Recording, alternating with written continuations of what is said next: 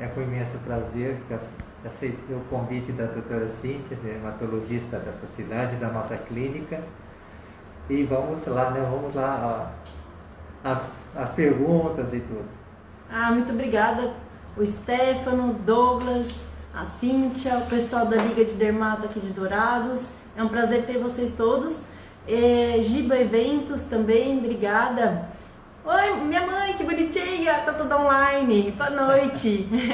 E o pessoal do CDM pediram para dar um alô para eles. Isso, beijão. Quero todo mundo aí ativo, mandando as dúvidas, hein? A gente vai começar a conversar com vocês e a gente vai explicar algumas coisas nessa live, tá bom? Então vamos lá. Primeira coisa que eu acho que é importante a gente falar para vocês é o que é síndrome de ovários policísticos, que tem muitas pessoas que têm dúvida realmente do que se trata isso. Aí eu vou dar a palavra para o Dr. Augusto explicar um pouquinho melhor para vocês, tá bom? Pessoal, síndrome de ovário policístico é uma patologia neuroendócrina complexa e multifatorial, que é muito comum em mulheres na fase da reprodução, tá? Hoje está em torno de 10 a 15% da população feminina, né, que está nessa faixa, que são acometidos com essa patologia, tá? Bom, essa patologia é uma patologia estudada primeiramente por o Stan Leventhal, dois americanos de Chicago, de 1935, e eles viram que as mulheres apareciam com um aspecto clínico importante, principalmente de hirsutismo, chamado síndrome hiperandrogênica, que se compreende aumento de pelo em locais que não deve aparecer nas mulheres, muito acne, muita oleosidade na pele, e alguns vêm até com um pouquinho de alopecia, né? Alopecia chamada androgênica, tá? Sim. E além desses aspectos clínicos, essas mulheres também tinham muito alterações menstruais. Elas vinham com atrasos menstruais de 2, 3 meses e às vezes ficavam sem menstruar. Tudo bagunçado. Tudo bagunçado. E às vezes tinha que tomar anticoncepcional para poder menstruar. Isso é muito comum a gente no dia a dia da clínica. O pessoal fala assim: doutor, eu só menstruo tomando anticoncepcional, né? Essas pessoas têm que ser investigadas, tá certo? Por isso, essas alterações, nós falamos de anovulação crônica. O que é anovulação crônica? A pessoa deixa de ter ovulação, tá? Devido a esses distúrbios hormonais, tá? E, por fim, eles notaram, através de imagens, que os ovários nessas pacientes eram aumentadas. E eram aumentadas e tinha um monte de cistos. Por isso é muito comum as pessoas falarem assim: eu fui fazer ultrassom e eu tenho um monte de cistos. E muitas vezes esse cisto não é ovário policístico. Dependendo da fase que você faz o ultrassom, você pode encontrar muitos cistos, tá? Muitos cistos. Porque hoje, esses equipamentos de ultrassom moderno, eles têm uma resolução fantástica. Então, começa a ver até coisas que a gente não via há 10, 15 anos atrás, né?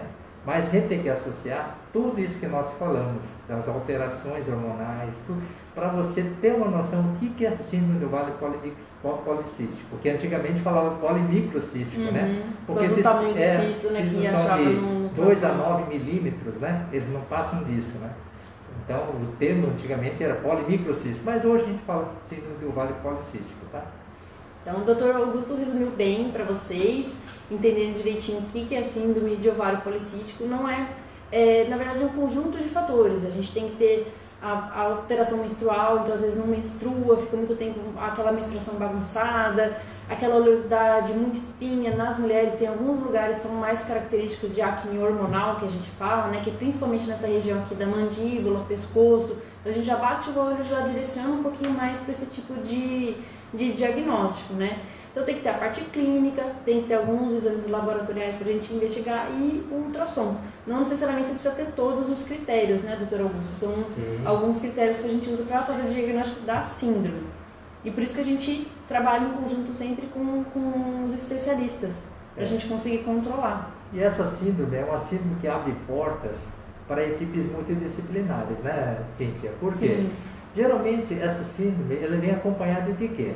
De obesidade, além de tudo que nós falamos. Além de tudo, né? obesidade, paciente apresenta outras comorbidades, né, que vai apresentar, porque é uma doença, né? porque é uma doença crônica, não é uma Sim. doença aguda, né?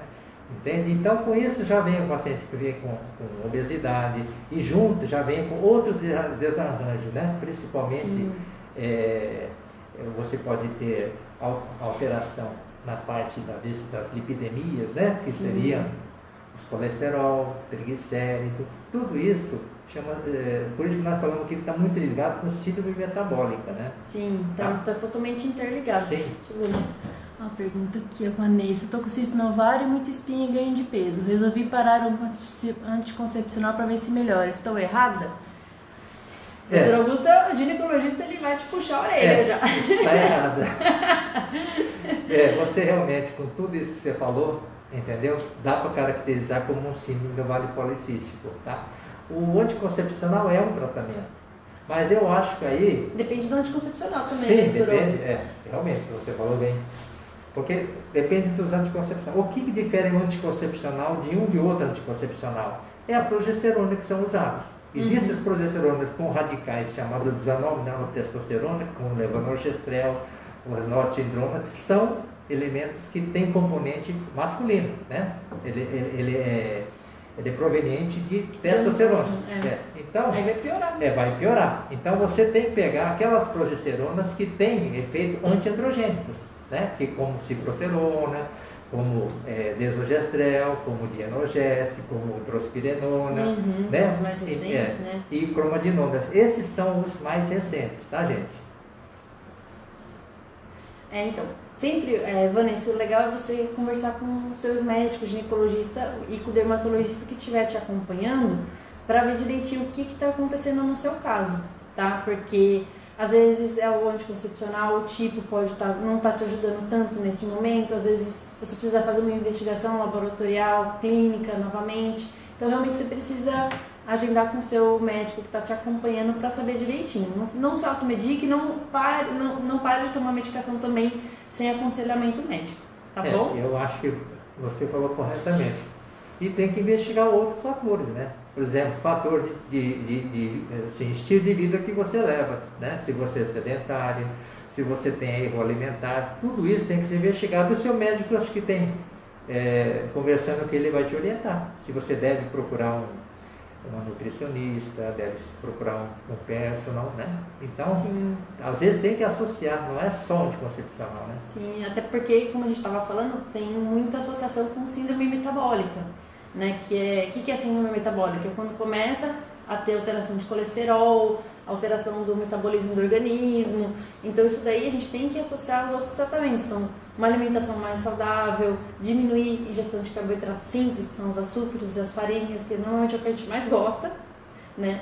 Vídeo que normalmente eu posto sempre que eu tô comendo algum doce para desestressar, mas a gente tem que não ficar sem, mas tem que ter não nem exagerar para menos nem para mais, né? Então é legal você conversar com um especialista que estiver te acompanhando, tá bom? E uma outra pergunta aqui que é importante a gente passar para vocês, né? Por que ocorre? Até o Dr. Augusto já comentou, a acne, a oleosidade, a queda de cabelo que está relacionada, a gente vê muito na síndrome de ovário policístico. É justamente por conta dessa parte androgênica, né? Andrógenos são os hormônios que todo mundo tem, que é um hormônio masculino. Então você pode tomar produção exacerbada por uma glândula que chama suprarrenal, pelo próprio estroma ovariano, por conta da irregularidade menstrual, isso aí vai piorando a irregularidade, desencadeia a síndrome de resistência à insulina e vai virando aquela bola de neve. E tudo isso daí na sua pele vai refletir em oleosidade, em aumento de acne, aumento de queda de cabelo, afinamento do fio também, sem dizer da acantose nigricans, que é quando começa a ter aquela mancha escurecida, principalmente em dobras, né? Mais no pescoço, nas axilas, nas virilhas. E o hirsutismo, que é aumento de pelos, onde normalmente as mulheres não teriam tanto pelo ou não é esperado. E tem graus para a gente classificar isso. Então isso daí tudo a gente tem que acompanhar realmente em conjunto e ver qual que é o melhor tratamento para cada um. Cada pessoa de um individual a gente tem que estar direcionando para ser exclusivo realmente para cada um. E o que o Dr. Augusto também já falou. Eu tenho cisto, fiz um ultrassom e eu tenho cistos no ovário. Eu tenho síndrome de ovário policístico? Será? É o que nós comentamos, né? Somente isso não é motivo de você falar que isso é um ovário polimicrocístico. Você tem que adicionar. Tá? Existe hoje um consenso para diagnóstico, né, de síndrome do ovário policístico, é um consenso chamado Consenso de Rotterdam. Em 2003, né, tanto a Sociedade Europeia quanto a Sociedade Americana, né, eles fizeram um consenso para falar uma linguagem só. Né? Como é que você faz diagnóstico do síndrome de ovário, né, policístico? O ultrassom ovariano é importante, claro que é importante, né? Mas ele tem que ter algumas características, pessoal. Ele tem que ter um estroma espessado, ele tem que ter no mínimo 20 folículos, né? Contando, tá fazendo tal, na hora que está fazendo, tem que ser um diâmetro de 2 a 9 milímetros, você conta todos eles. Hoje, com os equipamentos modernos, é possível fazer isso, né? Tá? O volume tem que ser um volume acima, porque o normal é até 9 centímetros cúbicos, né? Eles consideram que tem que ser acima de 10, tá? Você, quando faz ultrassom, você vê que é um ovário enorme, sabe? Ele tem crescido, ele tem os estromos espessados. Até chama atenção quando está fazendo o ultrassom. Tá? E aí você tem que associar pelo menos mais um critério, né? Que seria o quê? Seria os hiperandrogenismo, que ela acabou de falar. Aumento de pelo, acne, aumento de peso, seborreia, tudo isso aí, tá? Se você juntando esses dois, você já pode falar que é síndrome do ovário polimicrocístico. Agora, esse consenso, além do ultrassom, que eu acabei de citar como é que eles fazem estudo, além desse clínica de hiperandrogenismo, tem mais que um critério. Esse critério seria alterações menstruais, que nós falamos no início, que seria o quê? As oligomenorreias, que são aquelas menstruações que vão se minguando, né? 2, 3, 4 meses e acaba depois não descendo mais, entrando em amenorreia, tá? Então isso chama-se anovulação crônica. Então vocês têm 3 critérios. Desses 3, se tiver 2 critérios desses, já caracteriza. Já caracteriza, tá, gente? A doutora Augusto manda beijo pra Mari. A Mari, tá vendo beijo, aqui. chegou bem. Ai, gente, obrigada.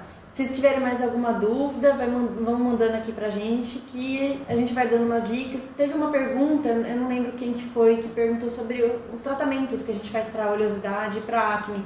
Como eu falei, depende muito de cada um. Normalmente a gente acha que quem tem pele com acne e oleosidade tem que ficar com a pele super seca para não ter e segurar a oleosidade. Só que se a gente secar demais a pele, faz um efeito rebote e pode piorar a oleosidade. Então tem que ser na medida, né? Com alguns sabonetes que controlam a oleosidade, mas que não ressecam.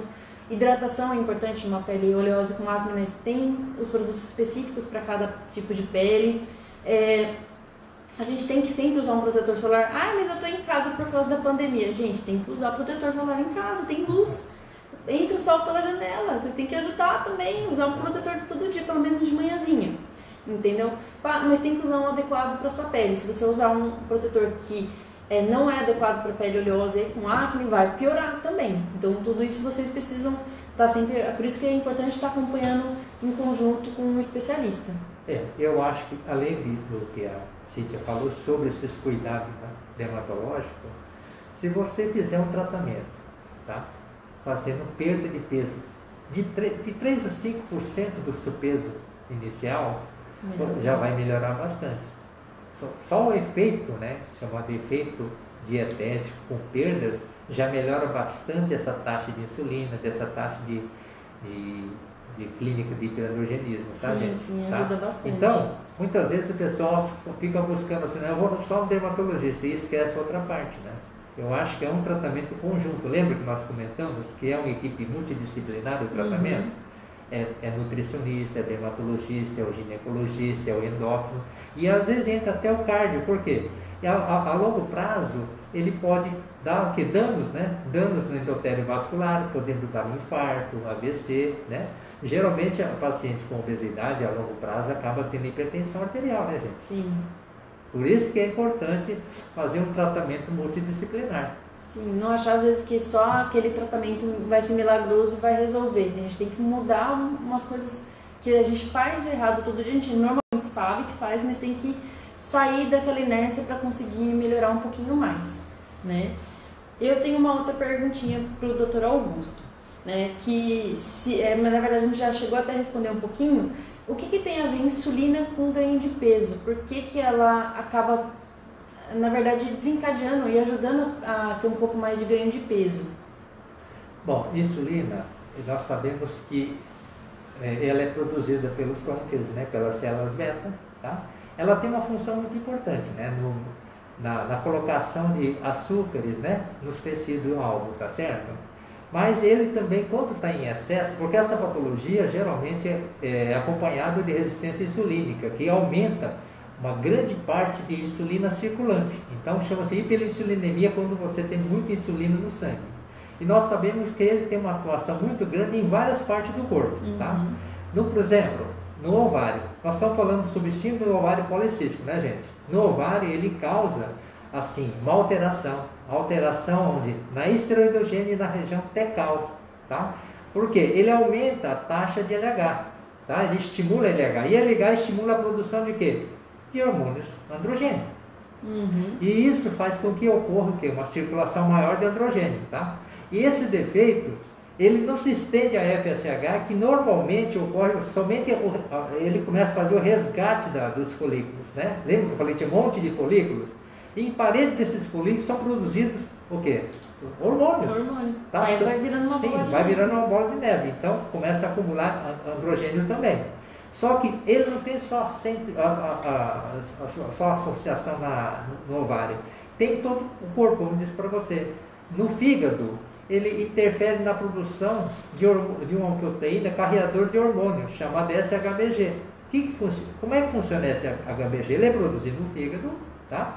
E ele faz uma ligação com os hormônios ativos, para não ter tanta atividade. Quando essa insulina atua diminuindo a produção, vai ficar o hormônio livre, principalmente testosterona livre. Aí ele atua muito mais nos tecidos, então piora mais o quadro de androgenismo, não é verdade, pessoal? Tá? E nas gorduras também, né?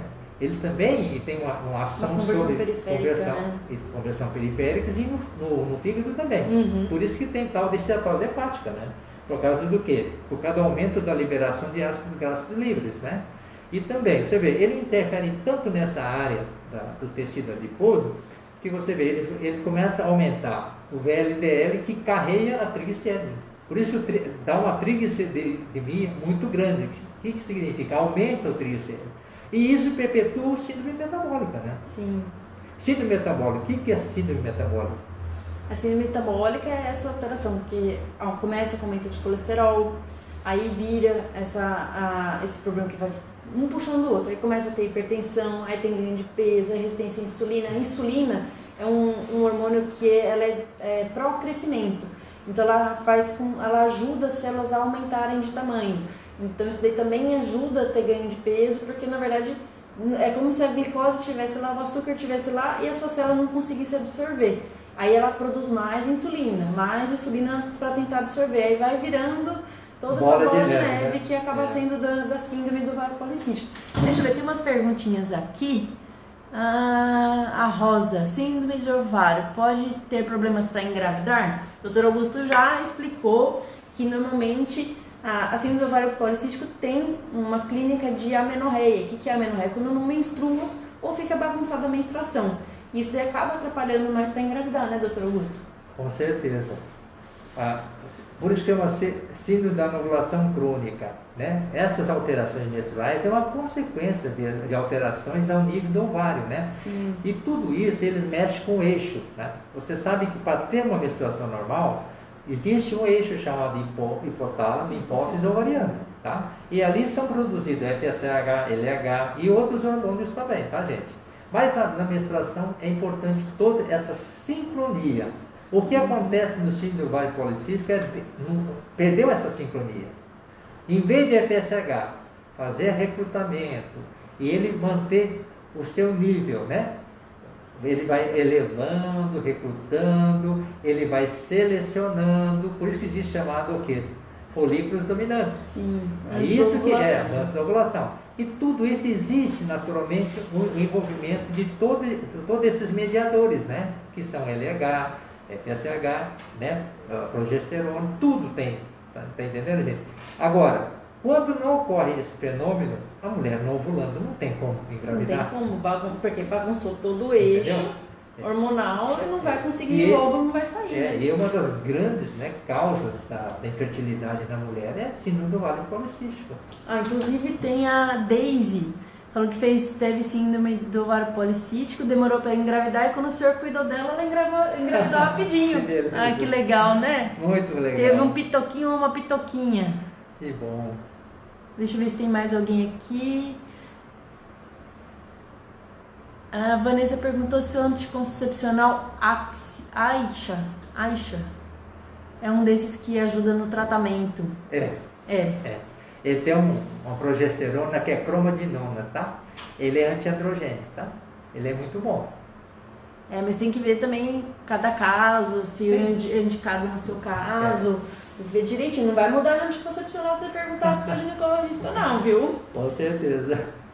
E o que é uma coisa importante pra gente, né, como especialista e junto com a equipe que acaba trabalhando para cuidar bem de vocês? A gente saber os diferenciais, né? Não é toda mulher que tem alteração menstrual, que tem ganho de peso, que tem síndrome de ovário policístico. Então a gente tem que investigar outras doenças também, que tem a ver com a parte hormonal, né? Que é síndrome de Cushing, tem o hiperandrogelismo, a gente precisa ver a prolactina, que algumas pessoas podem ter, nos adolescentes tem algumas outras alterações adrenais, né, doutor Augusto? Sim. Então aí a gente tem que investigar outras, por isso que muitas vezes a gente pede alguns exames, pra gente ver se tá levando para uma parte mais adrenal, é uma parte mais ovariana, é uma alteração periférica, tem alteração dentro do ovário, na produção desses hormônios que aumenta a parte androgênica. Então, por isso que às vezes é tão complicado a gente manejar, porque tem muitos fatores que a gente precisa tá investigando, né? Um bom exemplo, né, Cíntia?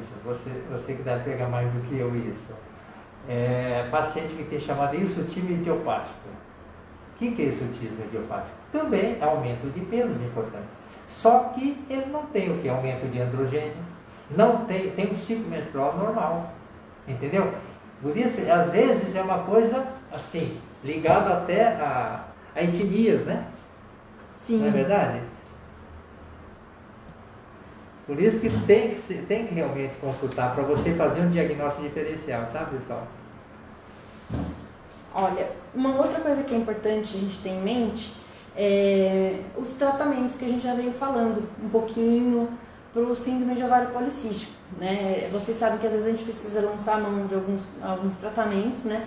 Tanto para tomar quanto para aplicar na pele, para tratamento, para controlar o ovário policístico. Um deles é o anticoncepcional, né? Atualmente, às vezes, não necessariamente a gente precisa entrar com o anticoncepcional.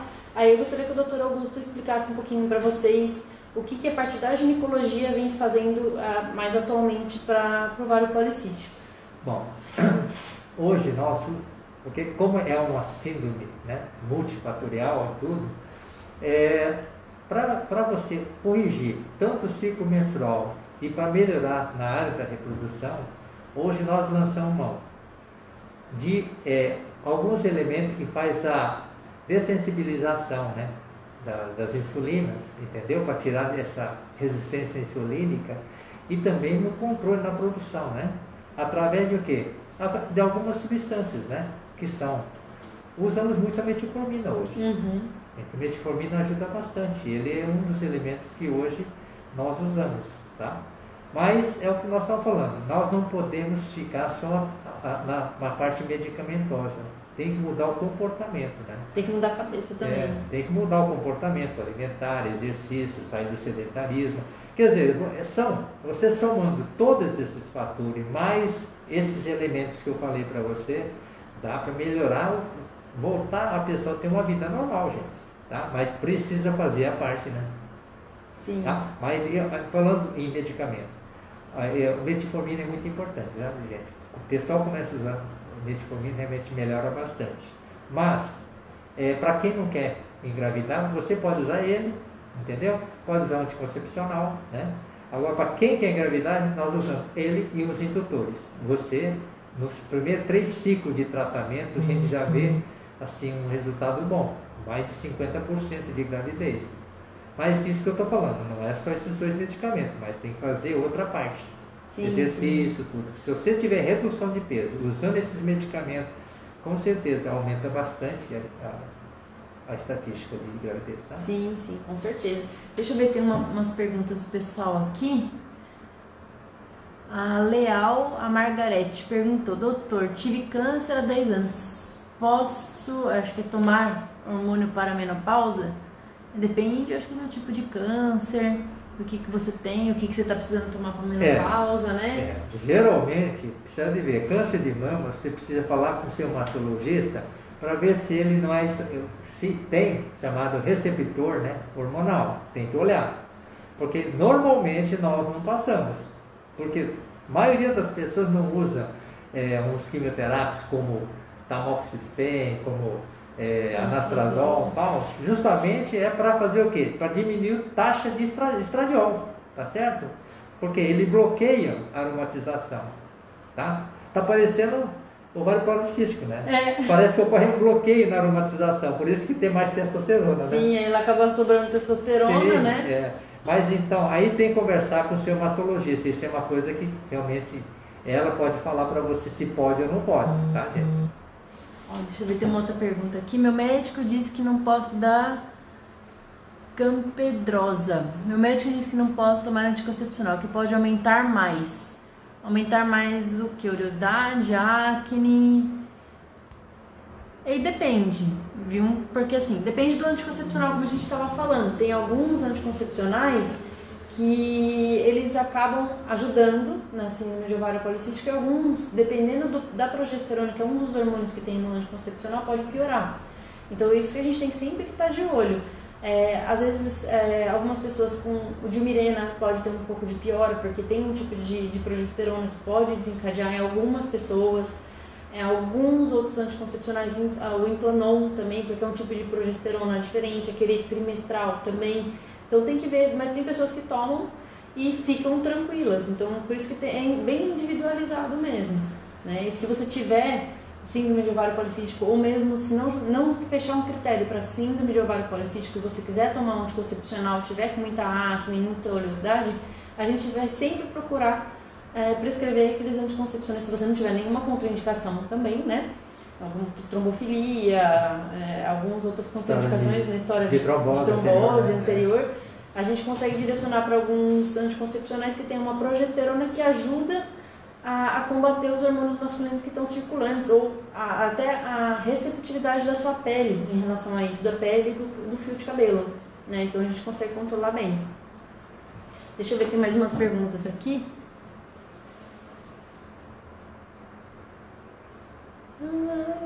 Aqui. A Vanessa perguntou: no Varing ajuda ou piora?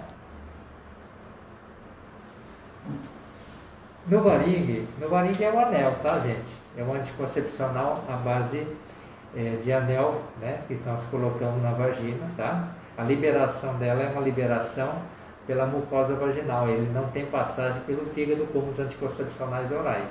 Ele é excelente. Mas isso que eu estou explicando. A pessoa que faz uso, nem todo mundo vai apresentar esses problemas.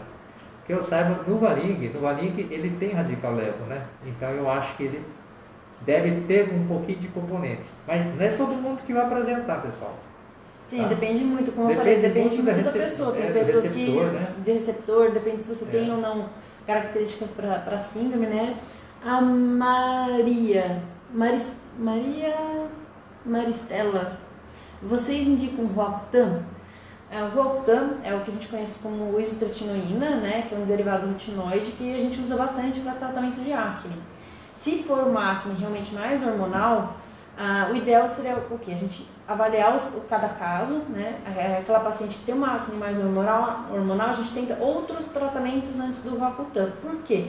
O Roacutan ele vai tratar o tripé da acne, que é a oleosidade, o processo inflamatório e diminuir a quantidade de bactérias que estão ali na pele, né? Que é o Propionibacterium acnes, que é o que normalmente tem uma piora dessa região. Depende muito. Ele vai atuar nisso? Ele vai ajudar? Vai sim. Mas se você tiver uma acne mais hormonal, ele até ajuda no começo, mas se você não estabilizar a parte hormonal, você parou o Roacutan, tomou aqueles meses, teve que fazer um segmento bem certinho, você vai ter que fazer um tratamento local de qualquer forma, tá? E você para a medicação, às vezes você fica 1 ano bem, 6 meses bem e volta tudo de novo. Então, por isso que depende muito de cada caso. O Roacutan é uma excelente medicação, mas a gente realmente tem que ver cada caso. Se você tem uma acne mais hormonal, normalmente a gente vai para outra linha de tratamento. Se realmente outras linhas de tratamento não estiverem dando um resultado legal, depende muito de cada pessoa, a gente pode até tentar o Roacutan. Mas para acne hormonal ele resolve, mas muitas vezes tem uma chance maior de ter recidiva. Deixa eu ver aqui. Isso aí. Ó, como a gente estava falando, né, tem alguns outros tratamentos para o ovário policístico, né, que são as medicações que a gente acaba usando, os anticoncepcionais. Na dermatologia, eu vou explicar um pouquinho do que a gente acaba usando, né. Você tem um paciente que já usa um anticoncepcional com ciproterona, às vezes a gente pode acrescentar, aumentar um pouquinho mais essa dose. Eu normalmente não indico para um paciente que não esteja tomando por conta de sintomático, né, edema, inchaço, às vezes dá um pouquinho mais de enjoo, então depende muito de cada paciente. Uma medicação que a gente consegue usar, tem um diurético que a gente consegue usar que tem efeito antiandrogênico, né, que é a espironolactona. Então, dependendo da dose que a gente chegar, ela tem um efeito antiandrogênico e um efeito diurético mais leve. Então, a gente consegue usar ele com menos efeitos colaterais e as pacientes têm um resultado bem legal na pele, queda de cabelo, né? Então, a gente consegue um resultado bem legal também. E tem a frutamida, que é uma outra medicação, é um pouquinho mais complicada, inclusive, do que o Roacutan. E a gente tem que ficar de olho na parte hepática, no fígado. Por quê? Ela pode causar lesão hepática, então a gente tem que ficar bem em cima da medicação. É uma ótima medicação, mas aí depende realmente de cada caso, de cada situação. E muitas vezes lança mão da metformina, dependendo do caso do anticoncepcional. E os tratamentos locais, né? A gente precisa higienizar bem, precisa hidratar, precisa usar alguns ácidos, às vezes com antibiótico, para ajudar no processo inflamatório, diminuir carga bacteriana local também. Então isso daí tudo a gente vai acrescentando no seu tratamento, né? Você usa finasterida? Finasterida eu uso mais para queda de cabelo. Na queda de cabelo, minoxidil também. Que é o que a gente usa, que finasterida ela é melhor tolerada do que a dunasterida, que é uma outra opção que tem. Parece que esse outro, ele atua tanto no 5-alfa, no né? 5, Tipo 1 e 2. Tipo 1 e 2, a finasterida mais no tipo 2, que é o que mais aumenta a oleosidade e queda, né? Aí depende muito mesmo da clínica e dos seus exames, das suas comorbidades, depende do que você está respondendo com o tratamento que a gente começou. Por isso que é importante, não deu certo no primeiro tratamento, volta no colega, vê o que está acontecendo. Não é às vezes na primeira vez, que a medicina não é ciência exata, a gente precisa ter um acompanhamento e ver nas minúcias o que está acontecendo, o que daria para a gente ajustar também. Né? Acontece com todo mundo, né? Sim. Deixa eu ver aqui a Vanessa. A Vanessa falou que ela usava o Aisha e depois mudou pro Novarin e achou que aumentou muito o peso e acne. Ele não tem um efeito antiandrogênico que tem o cromandinona, né? Mas precisa de ver. Eu acho que ela tem que mudar o comportamento alimentar, né, gente? Porque às vezes o pessoal muda de via, né? Via oral. Via oral geralmente ele pode dar um pouquinho de gastrite, um pouquinho porque passa pelo fígado e tal. E de repente você muda de via, que ele não tem essa passagem, não tem passagem do fígado, ela acaba não sentindo nada e começa a se alimentar mais, né? Porque às vezes tem isso aí, sabe, gente? Aí tem o efeito pandemia também. Efeito pandemia, né? O pessoal ficando em casa, aí não vai fazer nada fit, vai fazer um bolo, vai fazer um pão, então tem que ir uma coisa mais leve também. Com certeza. Mas eu gosto muito do anel, porque o anel, ele assim, dá menos problemas para o paciente do que os anticoncepcionais orais. Não sei se é porque o outro tem passagem hepática, sabe? Geralmente é melhor tolerado, o índice de trombose, essas coisas também é menor do que aqueles que se usa como via oral, né? E se o pessoal se adapta bem, nossa, é uma maravilha, gente, porque não tem negócio de esquecer, né? Porque o comprimido esquece, né? Sim, tem que botar despertador. E o anel não, o anel você colocou, a não ser que perca durante as necessidades biológicas, né, gente? tá? Tem que ficar de olho, não pode perder não. A Vanessa falou, isso é efeito pandemia. É verdade. Gente, vocês têm mais alguma dúvida aqui com relação à acne, síndrome de ovários policísticos? A gente está aqui para responder, tirar todas as suas dúvidas. Aproveite aqui, doutor Augusto, gente, não é sempre que a gente consegue pegar o homem para dar entrevista, sim, vocês têm que aproveitar. Deixa eu ver se alguém mandou mais alguma dúvida aqui.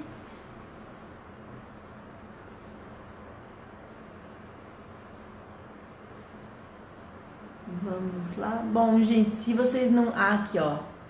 Qual o método mais eficaz para quem tem ovário policístico? Mas método de tratamento, você está querendo dizer? Campedrosa. É isso? Se for de tratamento, aí depende realmente de cada caso. Foi o que a gente estava explicando. O que você acha? O que você quis dizer com método mais eficaz? De anticoncepção, é isso? Será? Não sei, ela não colocou que tem ovário policístico. De anticoncepção? Então depende muito, né, doutor Augusto? Depende. Eu acho que todos os anticoncepcionais são eficientes, né? Só que para o síndrome do ovário policístico, por ser hiperandrogênico, é bom fugir aqueles que estimulam, né, os receptores androgênicos, tá, gente? Facilita o meu trabalho também. E aí nós já citamos, né, alguns aqui, sabe? As progesteronas que tem, né? Tá? Tá ótimo. Ele Crem falou que o senhor é o médico favorito dela. Obrigado. Olha, gente, se vocês não tiverem mais dúvidas, a gente vai terminar nossa live hoje. E se vocês tiverem mais dúvidas depois da live, o vídeo vai ficar no meu feed e no IGTV. Vocês podem mandar dúvida que a gente faz questão de estar respondendo, tirando todas as dúvidas de vocês. Tá? Mas tenham em mente que vocês precisam acompanhar com o especialista e a gente ter um bate-papo com o colega é muito importante, até para ter um tratamento adequado de vocês, né? Então, todas as vezes que vocês tiverem alguma dúvida, sempre converse com o médico que já está te acompanhando, tá bom? Eu agradeço demais a presença de todos vocês, agradeço bastante a presença do Dr. Augusto, que elucidou bastante nossas dúvidas, a oportunidade, né, de participar de uma live. Eu achei muito legal, gente. Tá? Eu mando um abraço para todos vocês. A Fátima entrou, Dr. Augusto. Tá bom, gente?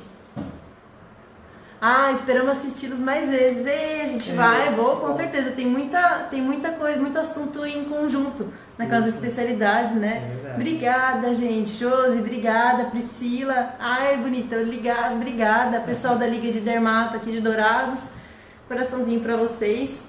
Amo todos de coração. O Stefano, um beijo do Henrique pra tia Cipa, o vovô. Bonitinho. Nossa senhora. Um abração, Stefano. Dá um beijão no meu netinho. Se cuidem bem aí, viu? Pati, obrigada. Patrícia, lá do CDM, brigadão, gente. Mames, obrigada! Você participou, é tão bonitinho. Saudades. Então, gente, a gente vai encerrar a live por aqui. Mas se vocês tiverem dúvida, pode mandar no feed. E... maridão, Dr. Douglas, obrigada, amor. Vocês podem mandar as dúvidas pra gente, viu? Que bom. Não, com certeza. Quando a gente tiver as lives, pode perguntar bastante. Semana que vem eu vou fazer uma live sobre câncer de pele. Vou conversar com a doutora Melissa, da Oncoclínica aqui de Dourados. Vai ser bem legal também. Então, conto com a presença de vocês. E mais pra frente a gente combina mais uma, né, doutor Augusto? Fez sucesso. Ok. Tá bom, gente? Então tá. Beijo, Mari. Mari tá mandando beijo.